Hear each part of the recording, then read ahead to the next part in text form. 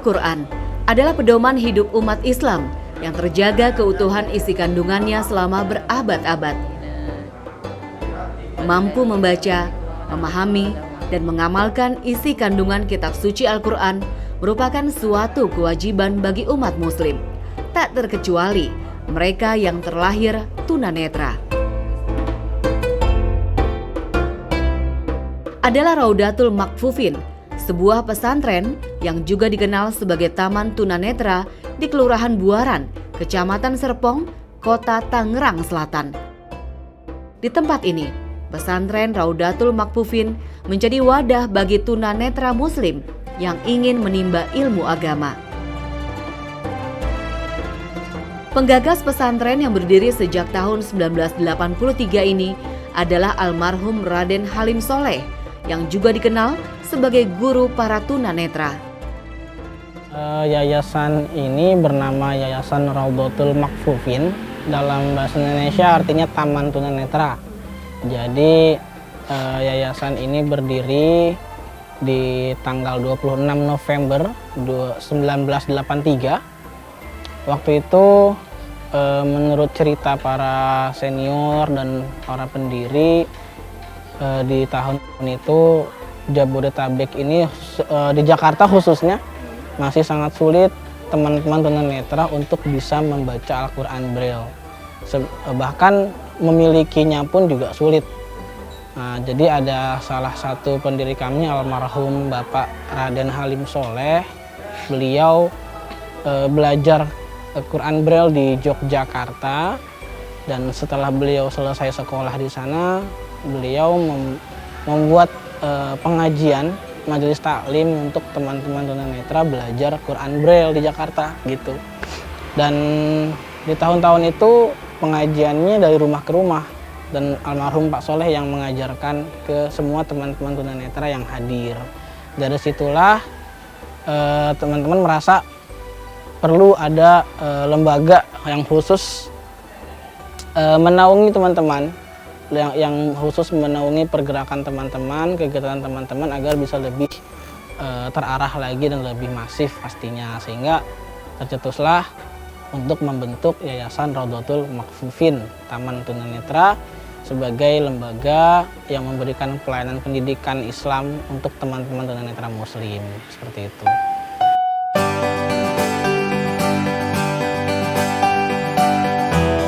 Sebagai tempat pendidikan agama para tunanetra, tentu saja buku-buku yang digunakan di sini menggunakan abjad Braille, termasuk Al-Quran.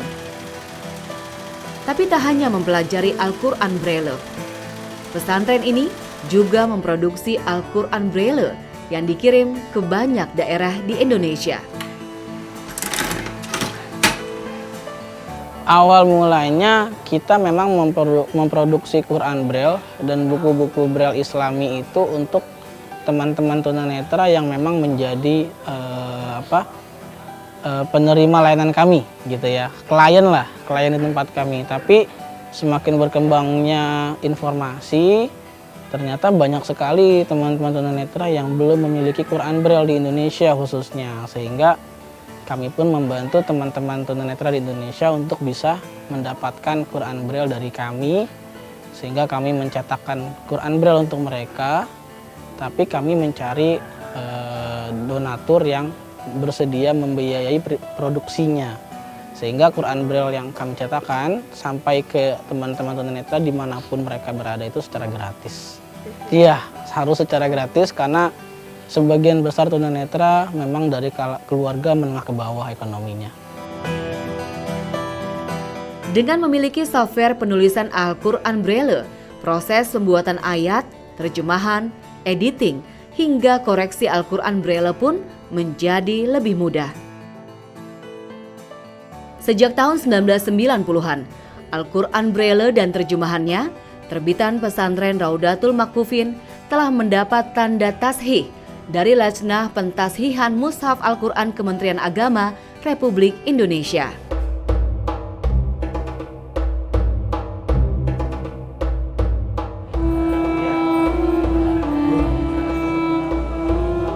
Sesuai kesepakatan para ulama tunanetra di dunia, Huruf Braille yang terdapat di dalam Al-Quran Braille berbeda dengan huruf Braille Latin pada umumnya. Huruf-huruf hijaiyah yang terdapat dalam Al-Quran Braille ini memiliki simbol-simbol khusus. Oleh sebab itu, hingga saat ini masih banyak muslim tunanetra yang belum bisa membaca Al-Quran Braille dikarenakan minimnya tenaga pengajar di Indonesia. Ternyata ketika Quran Braille itu sudah dimiliki oleh teman-teman tunanetra, ada masalah baru yang timbul. Ternyata Quran Braille itu ketika diterima tidak menjamin teman-teman tunanetra bisa membacanya, sehingga tenaga pengajarnya pun sangat dibutuhkan, dan itu yang masih sangat minim di Indonesia. Sehingga kami berinisiatif membuat program namanya Gerakan Literasi dan Wakaf 1000 Quran Braille Nasional, yang mana tidak hanya mendistribusikan Quran Braille-nya, tapi juga kami menyelenggarakan trainingnya di daerah-daerah. Harapannya setelah training, mereka punya kemampuan membaca Quran Braille, dan ketika mereka menerima Quran Braille-nya, mereka juga bisa membacanya. Seperti salah satu santri di pesantren ini, Salmah Aprilia, yang awalnya merasa kesulitan dalam mengenali huruf-huruf hijaiyah di Al-Quran Braille.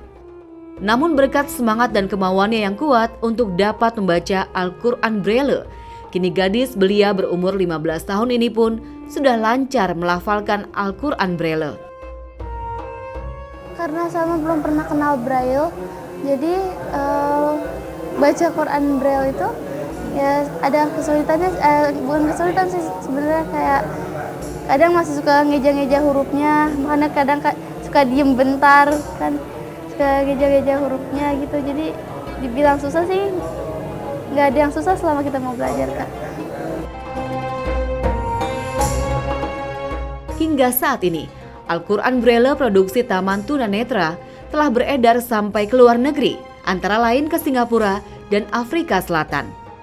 Iya, Al-Quran Braille Made in Tangerang ini telah menjadi pelita bagi mereka yang tak dapat melihat.